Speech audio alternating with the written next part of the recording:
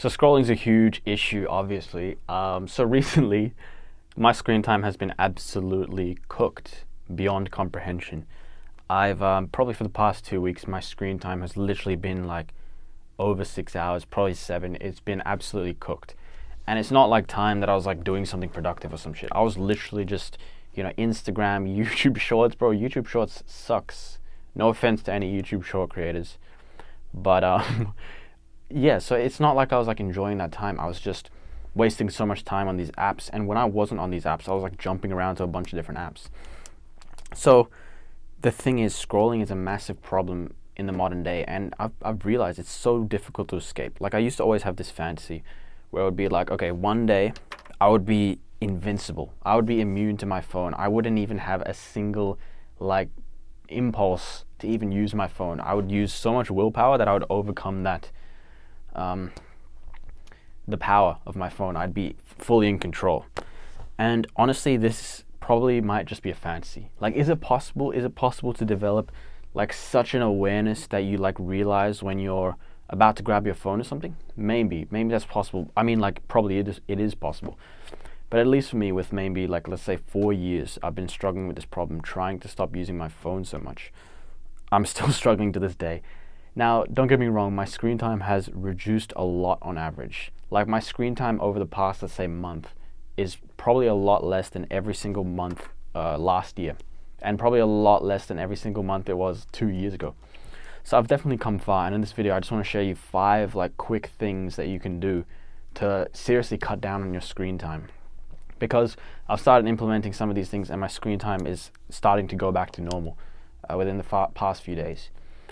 And so this is going to be a video dedicated to younger me, who seriously suffered with this, and hopefully give him some ways to chunk out some time in his day. So the first thing I want to say is to scroll anyway. Now, this is going to sound weird, but I'm going to give the example of scrolling first thing in the morning when you wake up. So I used to wake up, first thing in the morning, and the first thing I would do would be to go on my phone and go watch YouTube. And I just first I'd watch my subscriptions, then I'd just randomly watch YouTube until I felt motivated to actually get out of bed, until I was kind of bored of these videos and I felt hyped and motivated. Then I would get out of my bed. And honestly, it would probably be like 1 or 2 hours, to be honest, absolutely cooked. And now these days I get out of bed much faster. But I still have days where I do scroll in bed. It's completely like, it happens. But here is the way that I got out of it. Because when I first realized I wanted to stop scrolling first thing in the morning, I was like, okay, I think it was like 3 years ago. I was like, okay, no more scrolling in the morning. As soon as we wake up, we're gonna go outside and we're gonna get sunlight. That was my goal first thing in the morning.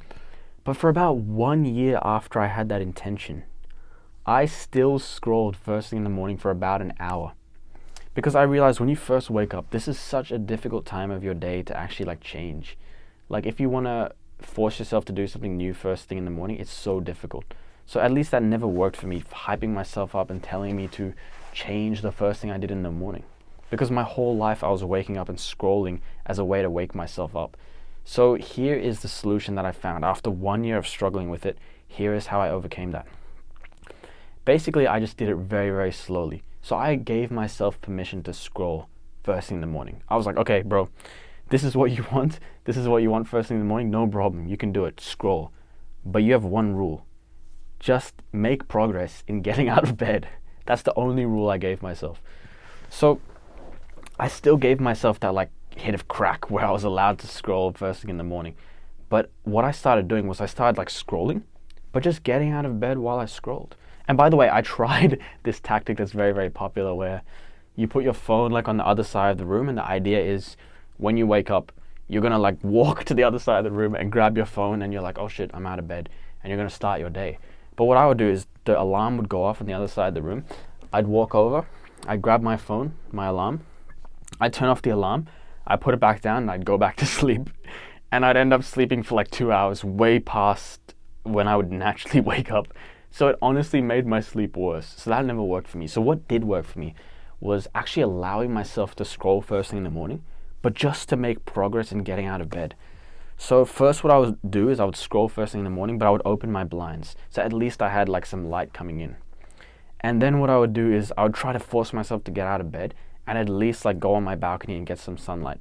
So I'd be there on my balcony, still listening to the YouTube video with my headphones in, and just looking at the sun, like getting some sunlight in my eyes. And sure, I was still scrolling first thing in the morning, but it at least got my day started, and it at least reduced the amount of time I would spend in bed scrolling. Previously, it was like 1 or 2 hours, but now suddenly I was scrolling like only for like 30 minutes because I was like actually starting my day, and getting the sunlight made me awake. So that's what I can say. Don't try to do some like massive change where you like, don't scroll and just get out of bed, because that's such a difficult leap to do. Honestly, when I tried to do that, when I said, okay, you're not allowed to scroll, then I just went back to bed because that was the easier thing to do. So you can apply this to other parts of your day where you find you like naturally just scroll. Like maybe, when you're on the toilet and you want to stop scrolling there, then, you can like slowly overcome it. But that's my first tip. And now my second tip is basically just forcing yourself to stop scrolling is not enough. Because if you try to focus fully on, stopping scrolling, like let's say you notice you're scrolling, basically what happens, at least for me, is like I go into robot mode. I scroll or I go on YouTube for like a while, and then I kind of wake up and I'm like, oh shit, I've just been scrolling for a while. And basically it's about reducing that period to when you realize that you're scrolling. But here's the problem.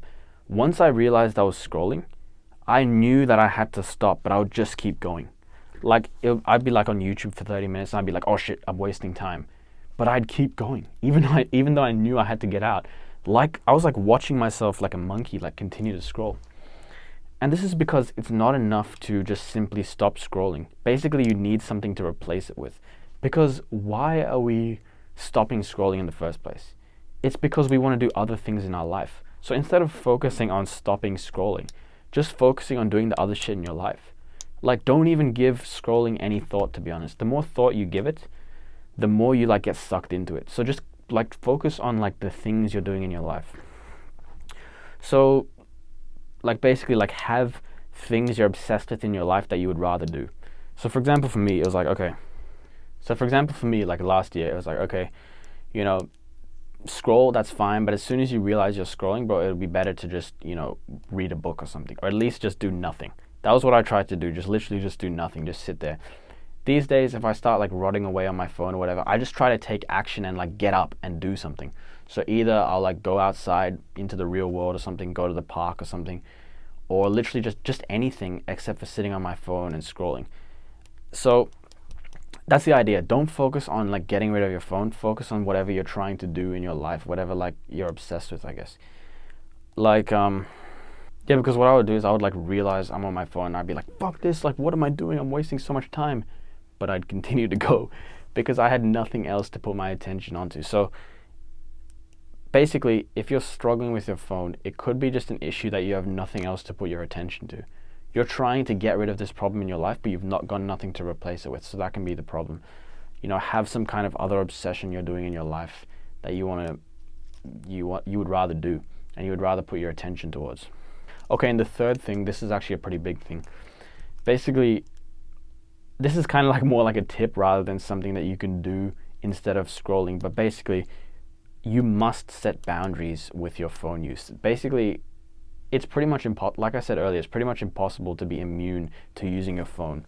So what you need to do is you need to be clear how you want to use your phone and how you want to approach it in the future. Because I'm sure nobody who's watching this video wants to just get rid of their phone completely and just be like a guy who has no technology, right?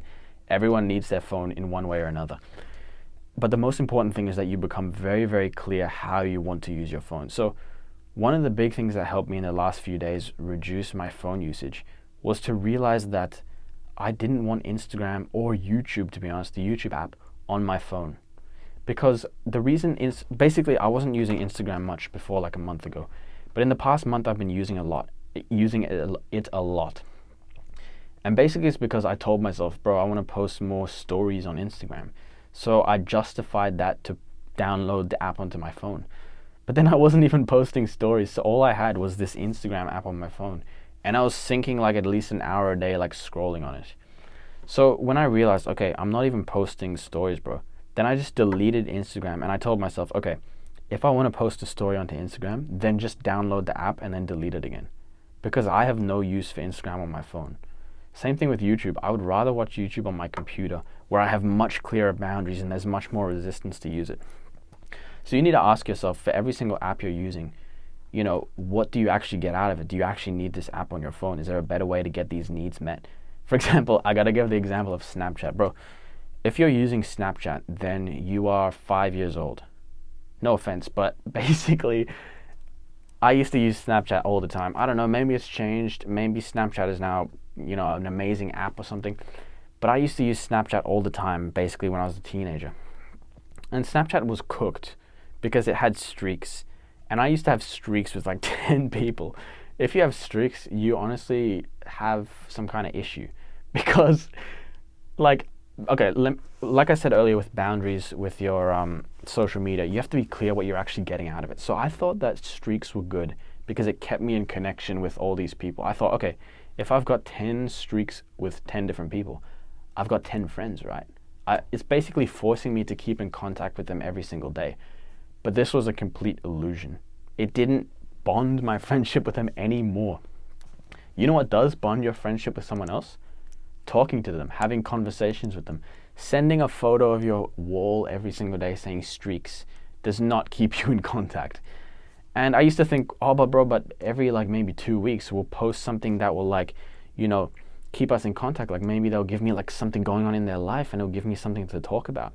Bro, if you need a streak to keep your connection with someone, to keep your connection with someone strong, then you're forcing it. It wasn't even there to begin with. I think, oh my goodness, the biggest streak I had was a 1,000 day streak with this girl that I had a crush on. And here's the crazy thing. For those 1,000 days, she had a boyfriend. So I had a 1,000 day streak with a girl who had a boyfriend in the hopes that the streak would get her to fall in love with me or something. Absolutely a waste of life. I remember there were days where I was literally sprinting home because I knew the timer for the streak was going to end and I had to save the streak. Bro, this is next level, virginhood. Okay, I don't want to, maybe that's a bit of an intense word, but streaks are a complete waste of time. If you want to build your relationship with someone, do it in a way that's not rotting away your attention and all your time. So when I realized that, okay, Snapchat is a complete waste of time, and I stopped using it. So you might have some boundaries with some apps where you're better off just completely deleting it. I don't know what other apps there could be, but you need to do this kind of cost-benefit analysis. The problem is people justify their usage. This is what I learned from the book Deep Work. People justify their usage for some kind of social media tool if it gives them any sort of benefit. This is called the any benefit mindset, where basically it's okay, Snapchat will give me some friends maybe. That's why I'm going to keep it. But maybe it gives one friend a year and it takes 100 hours. So is it worth investing 100 hours to have one friend? Probably not. I mean making one new friend. I'm not saying it's not worth it to invest 100 hours into your friend. But you need to not just look at the benefits and say there is a benefit, but you also need to look at the cost because every app has a cost. So once I started setting boundaries with YouTube and Instagram and I just deleted them off my phone, first day, second day was pretty hard. I was craving it. But by the third day, I forgot those apps existed. So this got me thinking are we really addicted to these apps, or do we just have this, compulsion, this habit to use them? Because I don't think the usage of these apps is really an addiction. If it was an addiction, then 3 days after I deleted it, I would be scratching, I'd be sweating, and it would be very difficult for I don't know whether this is true. This might be a limiting belief, but I do think I've got a very addictive personality. I get very addicted to video games, drugs, the hub, these kind of things. I get very, very addicted to things, and the fact that I don't get addicted to social media because I delete it and I immediately move on shows that maybe it's not really an addiction. It's not that fun, to be honest. Scrolling on Reels is not that fun. When you stop doing Reels for a week and you come back to it, it is like cocaine. It's very addicting. It's holy shit. I think yesterday or something, I took a look at some Reels just out of curiosity, and I was oh my goodness, this is cocaine. This is beautiful. I'm swimming in ecstasy. By the way, this is like a side note, but when I was like, for the past few weeks, when I was very into using my, Instagram and Reels and all these short forms, it was honestly destroying my attention span. I lost all interest in reading. I was like, reading is so difficult, I don't want to do this anymore.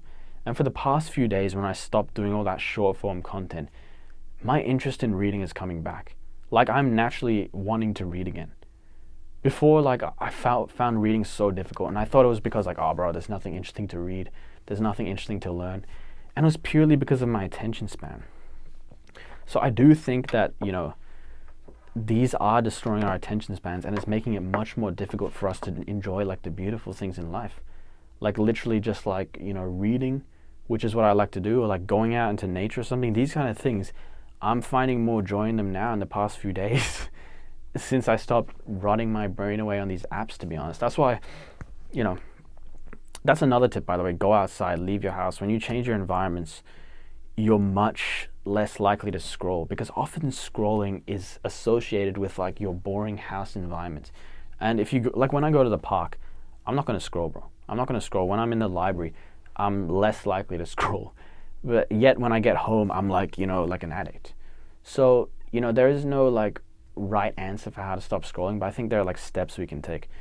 But yeah, this is why I think, like I said earlier, it did destroy my attention span, to be honest. So I'm kind of glad that I did spend those few weeks brain rotting away on these apps, because it taught me that life away from them is way better. When you're constantly on these apps every day, it feels like if you get rid of them, your life is going to suck. It's going to be boring. And it honestly is for a couple days, but if you have pretty clear boundaries with these apps, you don't really need anything from them. Like, you develop friendships in other healthier ways. You develop entertainment. You get your needs met from these apps in other healthier ways. Then you realize you don't actually need these apps, and you live much better in the open world, in the free world. Now, don't get me wrong, I'm not like 100% immune to these apps. Probably like sometime in the next few days, I'm going to re-download Instagram or YouTube to, message a certain person or to check a certain thing. And I might end up like wasting another couple days, scrolling on Reels or something. But this is kind of a lifelong battle. And this is one of the like hardest battles I've ever fought in my life, to be honest.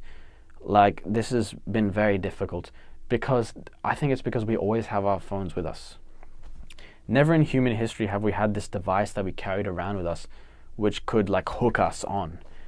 And so yeah, like pretty much it's tough to live in the modern day with regards to this issue, because we're surrounded by so much entertainment, so much technology. It's so easy to escape from our boring lives. This is why the second point I said, find something else to do with your life.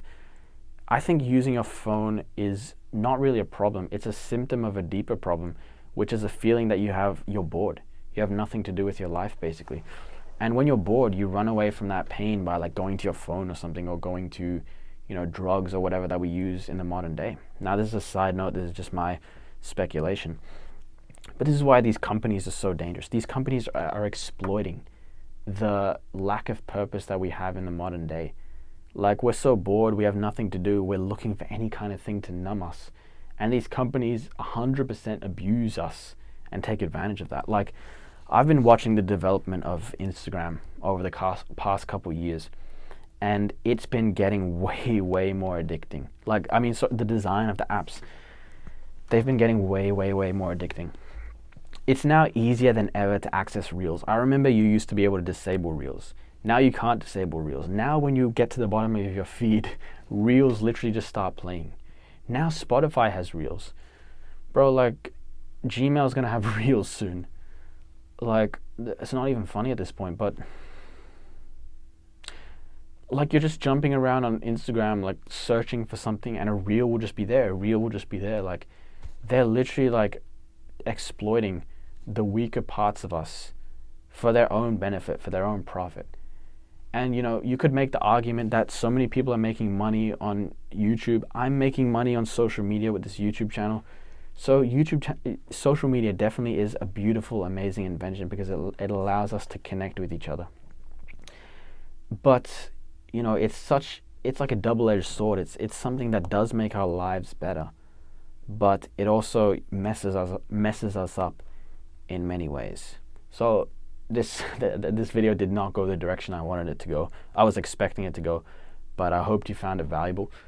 So yeah, don't beat yourself up for constantly going on your phone all the time. It's a very difficult thing to overcome, but I would say the biggest thing is find your purpose. Find something else to put your attention towards so that you actually have something to replace your phone usage. That's the hardest part, to be honest, because getting rid of your phone will leave a void in your life. Actually find something to replace it with. That's the most important thing. But yeah, declare war on these companies. Declare war that you're not going to let them steal your life, steal your attention. Take your attention back, and let's do this. That's it. Nothing else to say. Goodbye.